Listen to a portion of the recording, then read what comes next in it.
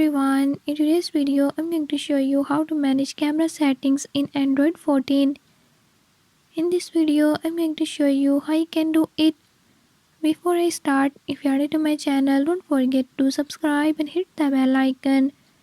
Watch complete video and learn how you can do it. Let's watch the video.